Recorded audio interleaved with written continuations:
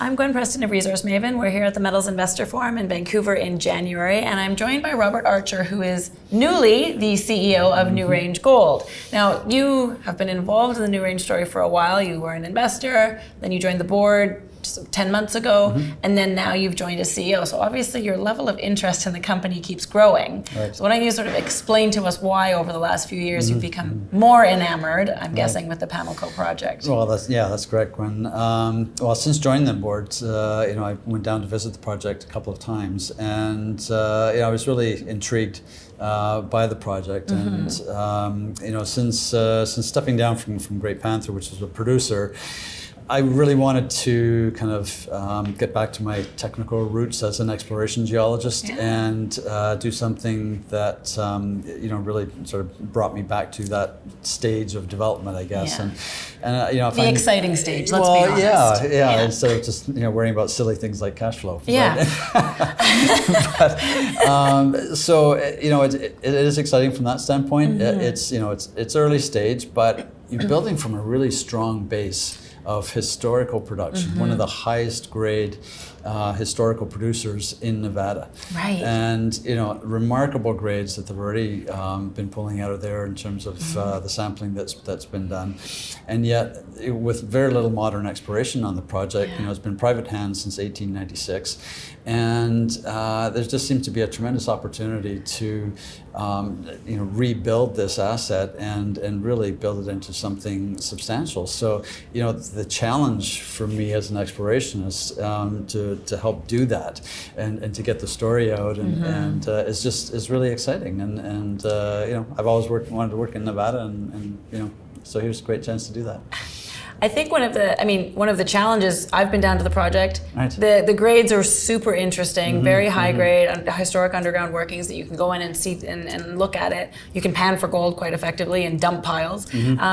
But it's a long structure. We're talking 5 miles long, I think. Well, certainly 2.5 kilometers is kind of what I'm working with at the moment. But so then, what's the plan for how to? What's the plan in 2019? How are you going to attack this big prospective right, target? Absolutely. And I'm a firm believer in start working from the known towards the unknown, because if you step out too soon, you can kill your own project pretty quickly. Yes. And we don't want to do that. So we do need to get a better understanding of the controls on the gold mineralization, because there is obviously high-grade gold in the vein structures, but there's also lower grade, fine grain gold in fractures and that sort of thing. And that's part of what we don't understand, because the veins are fairly obvious and you can see them and you can kind of get a sense of which way they're going. But the rest of it, no, not so much, and from the RC drilling, you don't get that information, right? So just in December, we had a test program of large diameter core drilling, PQ, so about 3.5 inch diameter.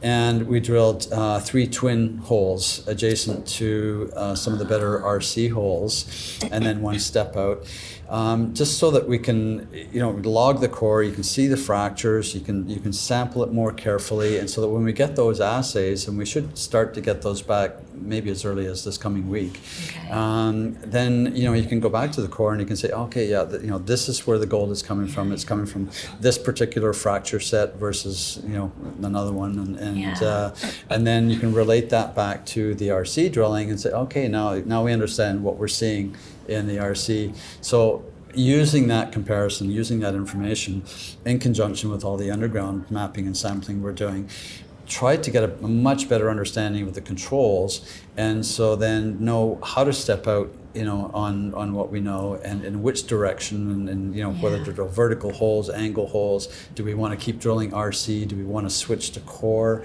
A combination of both. These are all some of the questions that we hope to be able to answer over the next month or two, and then so that we can get back to drilling by potentially March. Right. And then start testing the main target in that zone, as well as some of the other targets that are developed around the project, because it's a sizable project, 1,600 170 hectares, district scale Yeah. potential. So it's a matter of figuring it out, and it's It's just a matter of figuring yeah, it out. yeah. Well, but that's one of the That's exciting what it things is. as an explorationist, right? Because Absolutely. once you figured it out and then you're just drilling it off, then that becomes boring after that. Certainly when I was down there, this scale is what stood out, and I remember, Yeah. driving and walking parts of the ridge that stick out, and there's adits into this ridge repeatedly, 300. all the way along, right? Yeah. And so clearly there's consistent gold, and if you can figure out how to track it, how to find it, I Right. mean, it looks like a pretty good opportunity. Yeah, absolutely. I mean, that's one of the things that really attracted me is there is a lot of gold in that system, and it has to be coming from somewhere. Yeah. And so once you figure that out and can get a better handle on it, so that you can drill it and piece it all together, then that's the really exciting part for me. Well, glad to have you on board at New Range, and Thanks, Gwen. excited to see what you guys can come up with in the next few months. Thanks very much. Thanks. Look forward to it.